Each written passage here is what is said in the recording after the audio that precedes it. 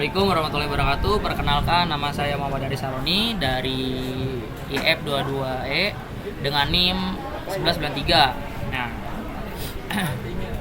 di sini saya akan menjelaskan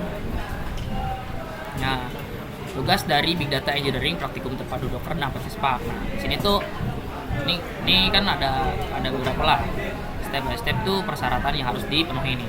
Di sini diharuskan menggunakan Ubuntu Linux dengan versi 20.0 atau yang lebih baru ya, seenggaknya lebih tinggi ya versinya. Di sini kita udah lihat, gue udah pakai Ubuntu. Yang kedua kita menggunakan Docker Engine versi 20.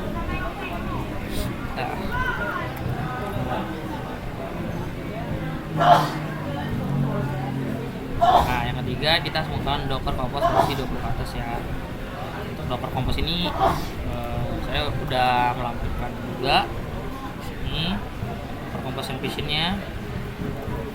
Kita lanjut ke yang terakhir, kita harus menggunakan text editor, itu berupa VS Code, Nano atau Vim pun boleh ya. Di sini tapi saya menggunakan Visual Studio Code. Kita akan masuk ke tahap atau langkah awal pertama dengan arahan ini. Di sini tuh ada beberapa nih. Nah, ini ada data nih di sini. Ya, sebelum mulai ini kita ada data, ada raw, bronze, silver, gold, dan work ya. Di sini udah tertera semua dari data-data itu. Kita bisa lihat nih. Gue udah punya semua dari data ini. Dan ada bronze, gold, quarantine, raw, dan sama silver ini ya. Masuk ke step selanjutnya, kita akan membuatkan Docker Compose konfigurasi menggunakan Jupyter Notebook. Di sini gue pakai Jupyter Notebook, saya pakai Jupyter Notebook nih. Bisa lihat. Lanjut lagi. Nah, di sini kita akan mulai nih ya menjalankan container. Gitu. Di sini diharuskan menggunakan Docker Compose UpID. Ini. Nah, Docker Compose ini nih gue udah pakai sudo Docker Compose yang up ini. Nah, lanjut lagi ke step selanjutnya. Apa itu nih di sini ya? Nah, kita langsung ke design position pakai menggunakan Jupyter Notebook ya di sini. Nah, saya pas sistem ini nih, oke, builder nih, name. Oke, kita langsung next lagi. Yang kedua kita generate. Di sini ada 200.000 data record ya. Di sini ada 200.000. Tapi memang cukup banyak dengan total sekian. Ini kita bisa lihat ada 7 kolom dengan total row-nya tuh 200.000 record. Kita masuk ke step yang ketiga nih di sini. Langkah-langkah membantu kita memahami karakteristik atau data sebelum transaksi nih. Di sini tuh ada beberapa yang harus diperhatikan ya. Itu jumlah record ikan tuh saat ini deskripsi sama kolom-kolom yang kunci gitu. Nah, kita bisa lihat di sini nih. Nah, untuk yang itu. Kita lanjut ke step selanjutnya nih, yang keempat. Ini kan ada mencegah ya. Kita di sini exploit ini tipe data yang mencegah asal downstreaming atau processing. Itu lebih ke kita sih. Lanjut ke step yang kelima. Nah, kita akan membandingkan file hasil dengan CSV yang asli nih, CSV-nya.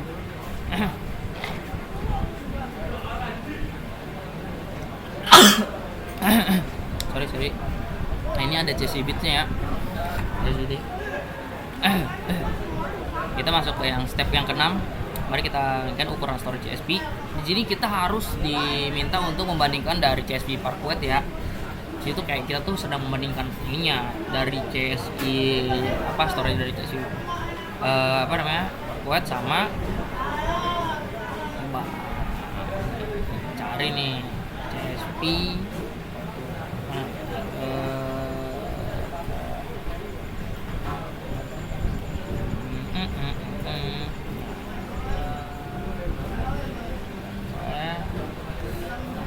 kita bakal lanjut lagi ke step selanjutnya yang di sini tuh kita udah punya hasil perbandingan nih dari CSV Parquet ini nih tuh. Ada ini tuh hasil dari perbandingan dari CSV sama Parquetnya di sini. Kita bisa lihat nih size-nya, ukuran kompresi sama rasio dan sama storage saving-nya tuh kayak gini ya.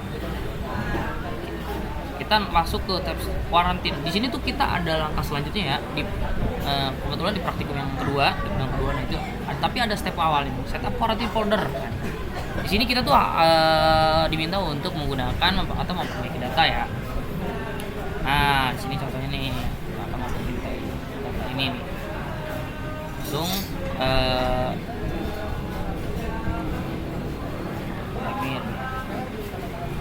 ini aturannya nih di yang ketiga, datanya nih downstream, data quality ya gitu.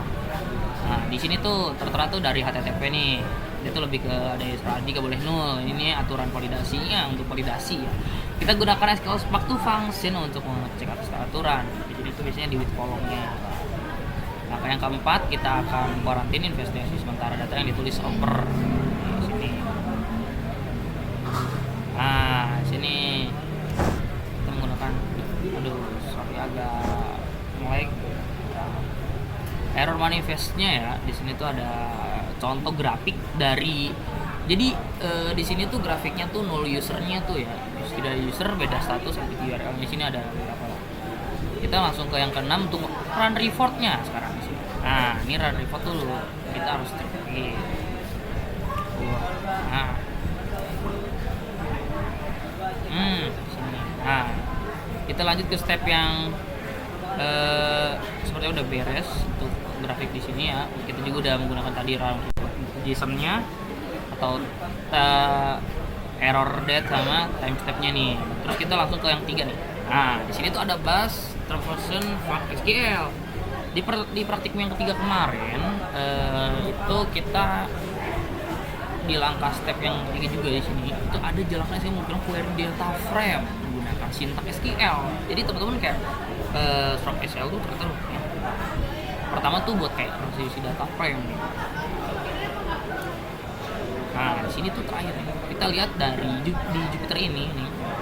Untuk step terakhir, nah ini nih kita bisa lihat dari ada di sini tuh ada tabel. Di tabel ini tuh berisi dari 5 kolom ya. Ini salah satu contoh yang sudah